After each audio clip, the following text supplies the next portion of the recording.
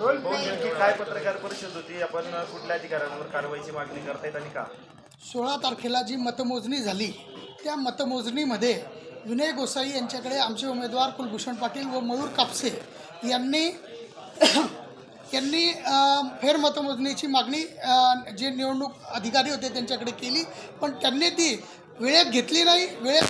परत त्याला कुठे उत्तर द्यायला तयार नव्हते. मग त्यामुळे यांनी जेव्हा तिथे मागणी केली जोरदारपणे, तिथे बसले खाली, तेव्हा त्या अधिकाऱ्याने बाहेर येऊन ती प्रत घेतली आणि त्याच्यावर रिसूट दिली आणि त्याच्यानंतर ती फेटाळली.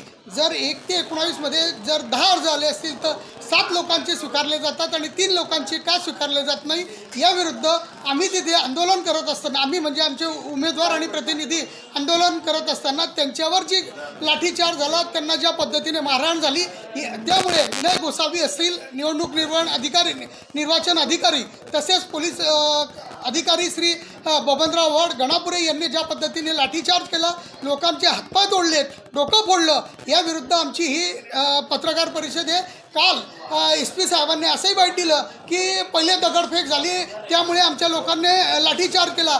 तुम्ही सगळे पत्रकार बांधव तिथे उपस्थित होतात, तुम्ही बघितलं आहे की पोलिसांनी कोणत्या पद्धतीने दंडुकेशाही केली आणि कुठेही तिथे 1 ते 19 प्रभागातले लोक होते, फक्त 8, 9, 10चे नव्हते.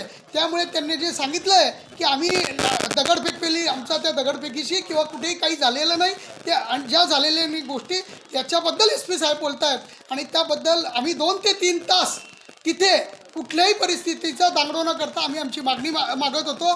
काल आमच्यावर जो गुन्हा दाखल केला त्याच्यात म्हटलं आहे की EVM घोटाळा आहे आणि EVM घोटाळा असून ते EVM आम्हाला फोडायचे आहेत म्हणून आम्ही चाललेलो आहे. थोडी जर त्यांना जनमानाची काही वाटत असेल, त्यांना कुठेतरी आपले वर्दीची लाज राखायची असेल, तर त्यांनी जी केस दाखल केलेली आहे त्याचं आत्मपरीक्षण करावं. कारण ज्या पद्धतीने ती केस दाखल केलेली ती 100% बनावट आणि बोगस आहे. कुठेतरी चांगल्या लोकांना दाबून मारण्यासाठी आणि आपल्या पदाचा वर्दीचा दुरुपयोग करण्यासाठी त्यांनी ही केस दाखल केलेली आहे. कुठेतरी लोकांचं खच्चीकरण करायचं की जेणेकरून कोणी न्याय मागितला नाही पाहिजे, त्याच्यासाठी ती केस आहे.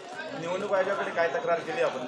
आम्हाला मतमोजणी ज्या अधिकाऱ्यांनी करून दिली नाही त्यांचं निलंबन करावं, चौकशी अंती, आणि ज्या अधिकाऱ्यांनी लाठीचार्ज बेकायदेशीररित्या केलेला आहे त्यांची चौकशी करावी आणि त्यांना निलंबित करावं.